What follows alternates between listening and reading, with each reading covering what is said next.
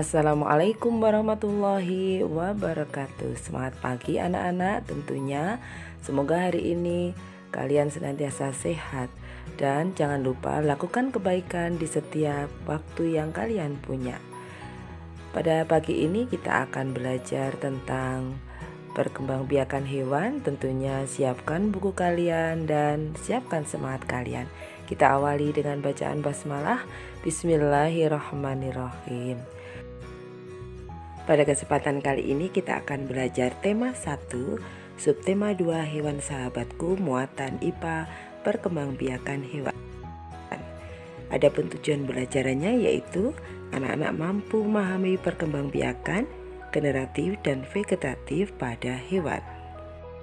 Tentunya di lingkungan sekitar kita kalian menemukan beberapa hewan dan mengapa hewan itu berkembang biak.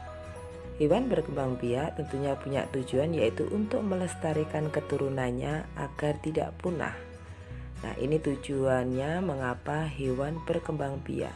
Berarti menjadi lebih banyak agar lestari keturunannya.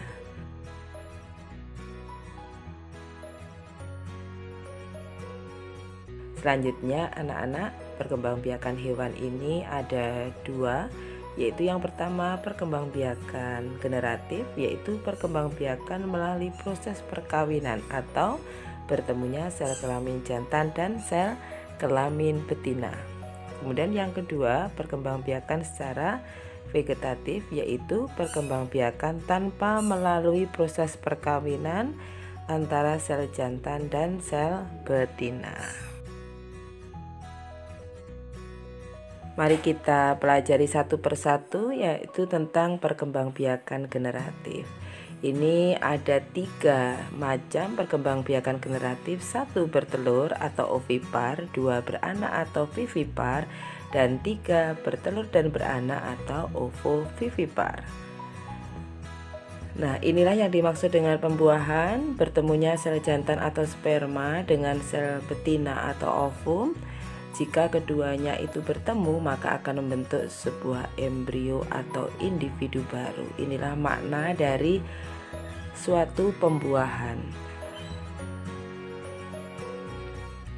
Berdasarkan tempatnya, pembuahan ada 2, yaitu pembuahan internal di dalam tubuh induk dan pembuahan eksternal atau di luar tubuh induk. Apa yang dimaksud dengan pembuahan internal? Pembuahan yang terjadi di dalam tubuh induknya. Setelah bertelur, hewan ini akan mengerami telurnya hingga menetas. Contohnya serangga, reptil, dan burung. Apa pula tentang pembuahan eksternal, yaitu pembuahan yang terjadi di luar tubuh induknya. Umumnya pada pembuahan ini menghasilkan telur dalam jumlah banyak. Contohnya yaitu pada hewan, ikan, dan katak. Ini terjadi pembuahan secara eksternal.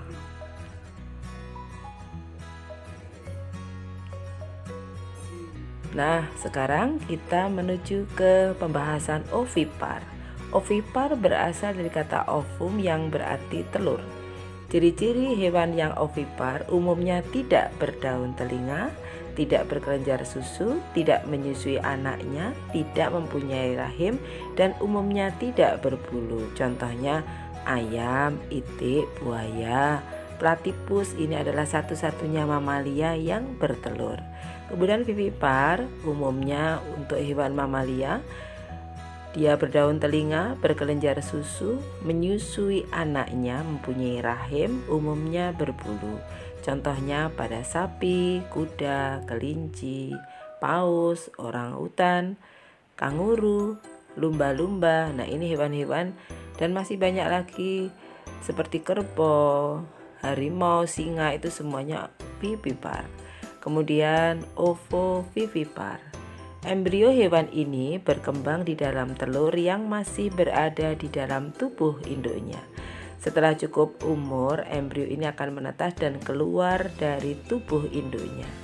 Apa contohnya? Hiu, pari, kadal, dan beberapa jenis ular. Jadi ketika hewan-hewan ini bertelur, sudah tidak mengandung kuning telur lagi, tapi di dalam telur itu sudah menjadi individu baru. Sekarang perkembangbiakan secara vegetatif, yaitu perkembangbiakan tanpa perkawinan, biasanya terjadi pada hewan tingkat rendah. Ada 3 macam perkembangbiakan secara vegetatif, yaitu membelah diri, tunas, dan fragmentasi. Mari kita bahas satu persatu tentang membelah diri. Pembuahan ini terjadi pada hewan bersel satu. Contohnya amoeba dan paramecium. Perhatikan gambar berikut ini.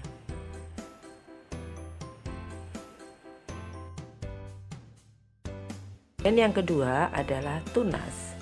Contohnya pada hidra, tunas ini akan tumbuh di bagian tubuh hidra dewasa atau hingga mencapai ukuran tertentu. Setelah dewasa, tunas akan melepaskan diri dan terpisah dari induknya menjadi individu baru.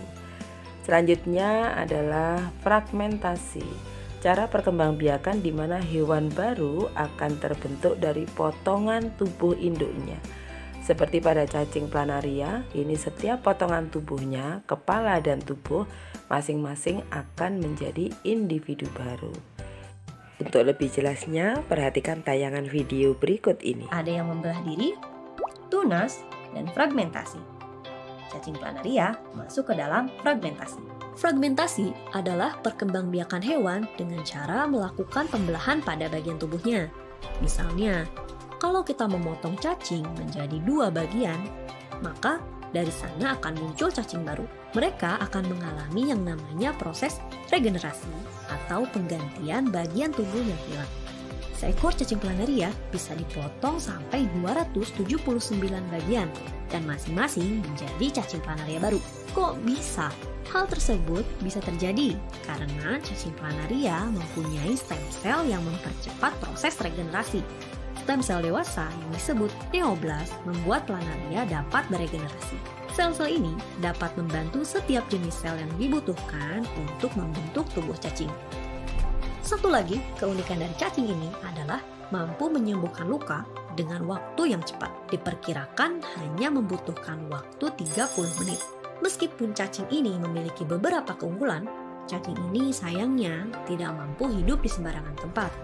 Ia hanya tinggal di tempat yang cukup kandungan mineral dan nutrisi. Itulah anak-anak seputar perkembangbiakan generatif dan vegetatif pada hewan, dan tentunya dengan adanya hewan-hewan ini, mari kita tingkatkan rasa sayang kita kepada hewan untuk memeliharanya, merawatnya, dan melestarikannya.